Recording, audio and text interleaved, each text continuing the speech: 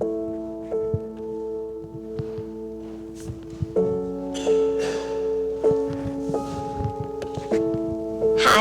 I'm Claudia.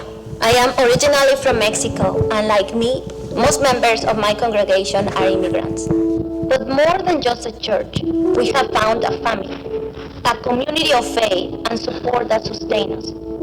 Throughout my professional life, I have worked closely with immigrant families. I know firsthand that no one leaves their homeland lightly. Violence, poverty, and desperation force many to take unimaginable risks in pursuit of a better future. For many, obtaining a visa or legal status is simply impossible due to our broken immigration system.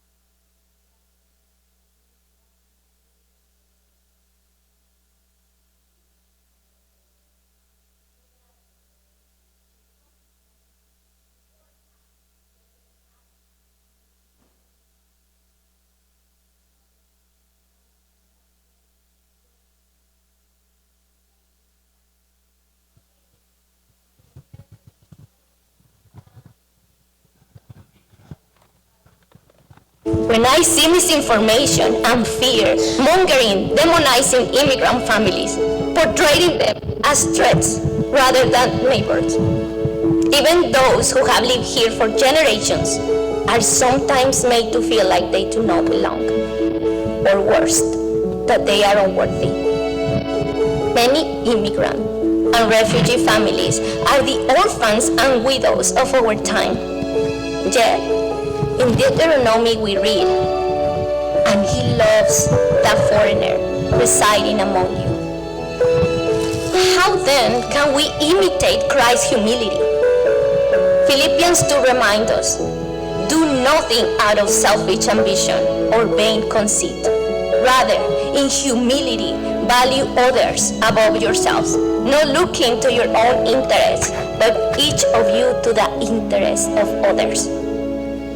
For the past 8 years, I have been part of the United Methodist Church in the North Carolina Conference. The doctrine and social principles of our church resonate deeply with me. As United Methodists, as one church, how can we not only teach about justice, but also walk alongside the most vulnerable? We have an opportunity to live out our calling to open hearts, open minds, and open doors.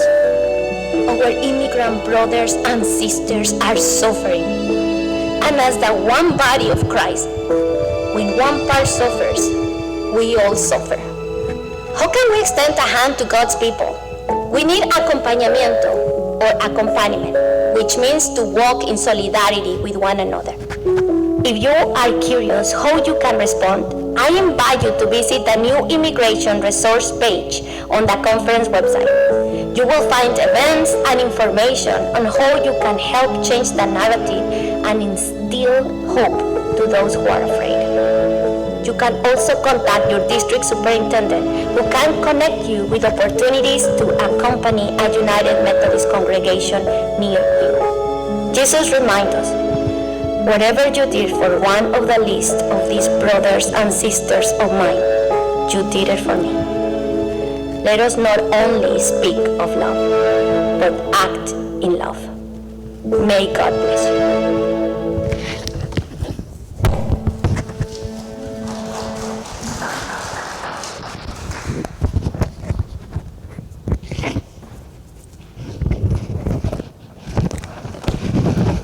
If we can get technology to cooperate. I hear it. Y'all hear it?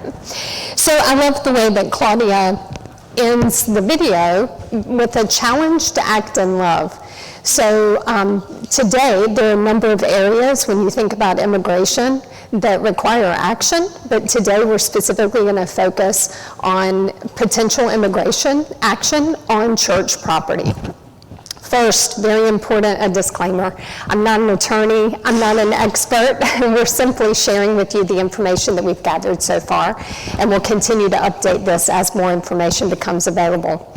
Let's start with a really important concept for the conversation. We observe the law. We observe the law, even if we disagree with it, we observe the law if other people don't, which was kind of made a valid point made to me. But whatever we do here in this presentation, what I'm going to communicate to you is consistent with federal, state, and local laws. We would not advocate anything otherwise. However, anything we do, we also are doing it with justice in mind and with an eye towards humanity, treating people as individuals and treating them humanely. So with that backdrop, earlier this year, the district that we belong to hosted a training session that was aimed at informing and helping congregations prepare for conversations. Some people are at the level that they're having conversations in their congregation about immigration or preparing for potential immigration action on church property. So they recommended a 3-step process for congregations to prepare, and that's what we're going to talk about today. So the first step is to know our rights. So we're going to talk about that. We've done that. So we give ourselves a green check mark on that one. The second step is to develop a plan. We've done that as well, and the purpose is to share that with you today. Green check mark. Prepare to respond is the last action. So this is about training. You're going to learn about a response team within Elizabeth Street that has been trained. And then as a part of this conversation, we're going to give ourselves a green check mark after today because you officially will also be trained. So the first step, knowing your rights. In the context of this conversation, knowing our rights has a lot to do with definitions around space. So let's start there. There are 2 types of space. There's public space and there's private space. So the implications of that are this. ICE may enter a public space without a judicial warrant and without permission. On the contrary, private space, ICE may not enter without a valid warrant or without permission. Now within Elizabeth Street, we would recommend that we always use the standard of the warrant instead of giving permission. Now we all have the ability to give permission, but we would ask that you use the standard of the warrant. So what are our spaces and how are they defined? So public space at Elizabeth Street is the sanctuary, the fellowship hall. I would also add to that any classroom that's being used for a recovery meeting, because recovery meetings by definition are private or public unless they're designated otherwise. Bathrooms are public space, and the parking lot. What are our private spaces? The church office is automatically a private space, as well as partner offices, as long as they are designated as such with a sign, which we've provided to our partners. So the implication of the space is connected to a warrant, so let's look at warrants. I don't expect you to be able to see these, but you're welcome. We can certainly share lots of examples. The most important thing to point out is that a judicial warrant will be signed by a judge, judicial judge. That'll help you remember that. An administrative warrant may be signed by an ICE agent. That is not a valid warrant for the purpose of this conversation. So, step 1, knowing our rights, gives us an idea of what we can do legally. Step 2, developing the plan, tells us how to do it. So before we move on, let's talk about our internal resources. So this is our response team. If you're a member of this team, can you raise your hand so that folks know who you are? We have them all around. So thank you to this team. This team is kind of our first responders, let's say, and they have received additional training. So for instance, warrants, they know a lot more about warrants and have lots of examples. So they've gone through other training. So when we think about the plan, which we're going to walk through now, the majority of the responsibilities in the plan will be taken up by one of the members on that team. However, as we go through the plan, I would encourage you to think about areas where you can see yourself contributing. But don't worry, this team is going to be the primary interface if we have individuals from ICE come on the property. All right, so number one, what are we going to do? We're going to remain calm.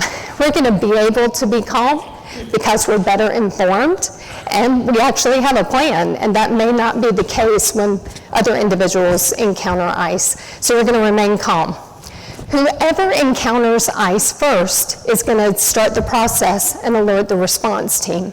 So you saw on that list of names, Charles is first. And for our example today, we're going to assume that Charles answered the phone, was available, and is coming right over, just for the example. But we know that that may or may not be the case in the event of a visit. But that person will alert the response team.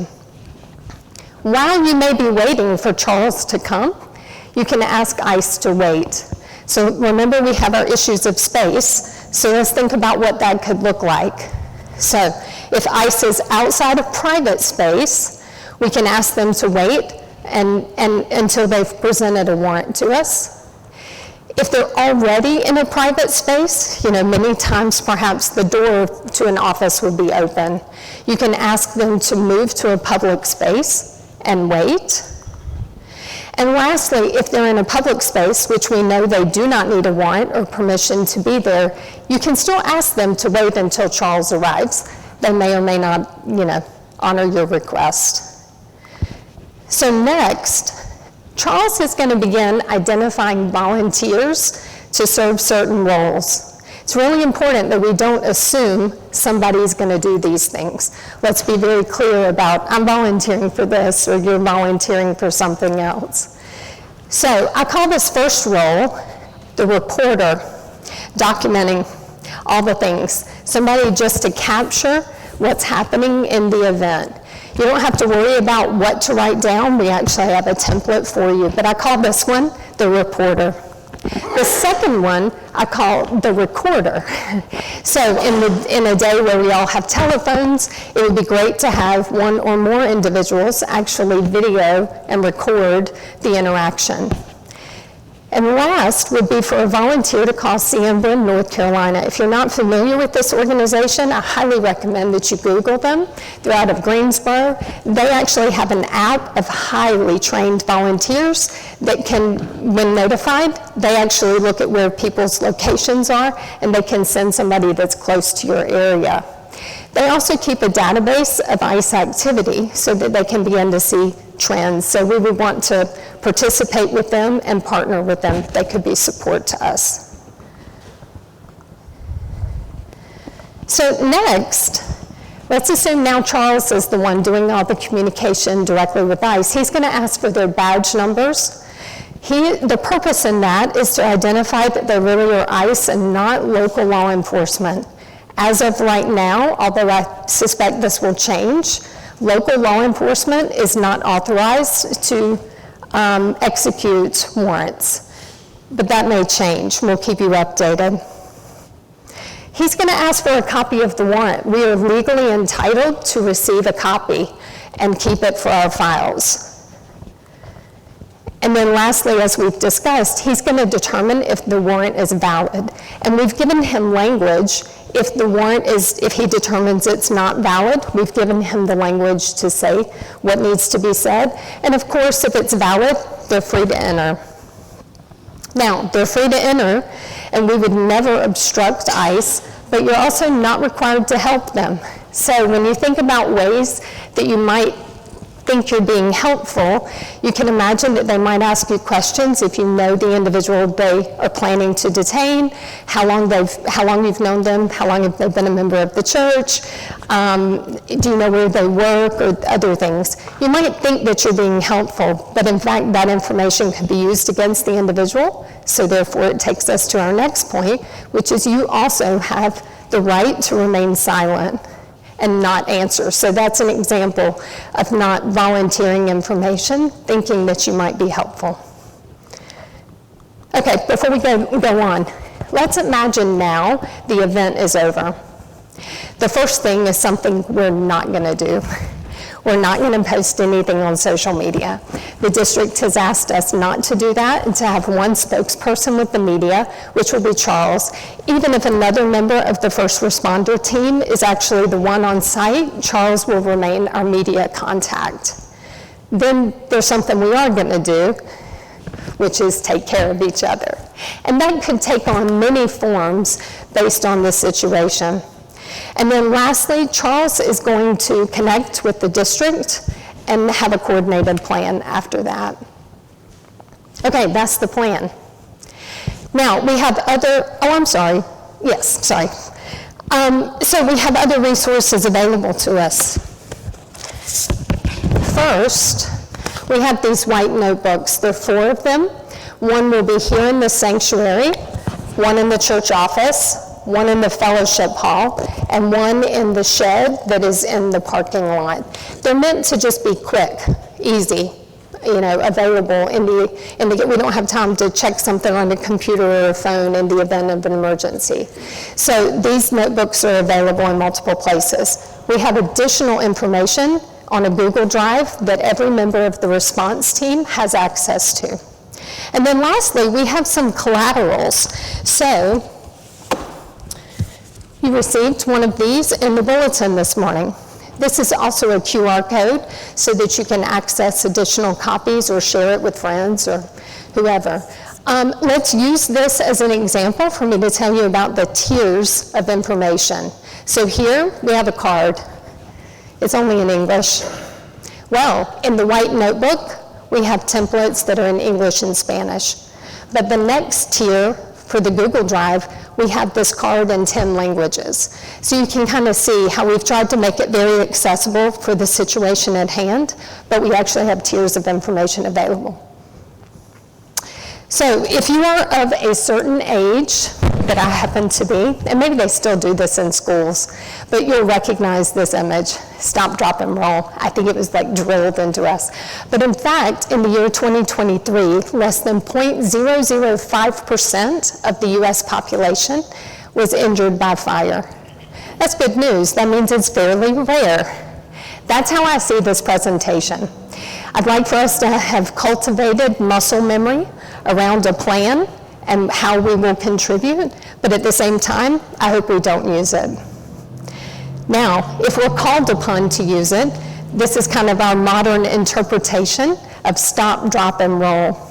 And so what studies show is that people who are informed are then more confident, and people that are confident are then more likely to respond and participate and take action.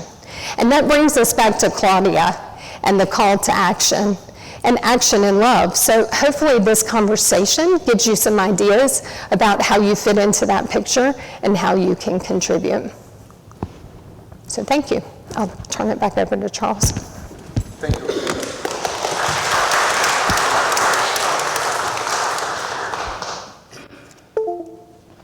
If you have more questions about this information, Amanda and I will be available after the service. Just please be in touch with any questions that you have. I'm also available all the time to field questions about this action plan or the congregation's, the church's position, United Methodist position on the question of immigration. I'm going to get this closer to my mouth.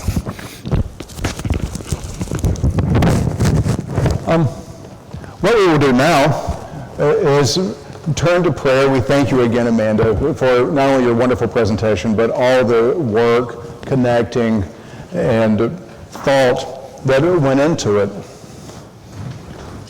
Let us turn to prayer. We will pray for one another now. I thought that we would do so, having just received so much information in silence.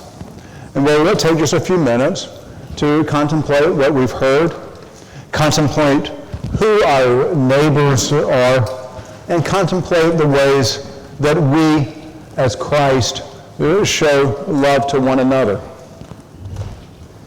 So we'll use this silence.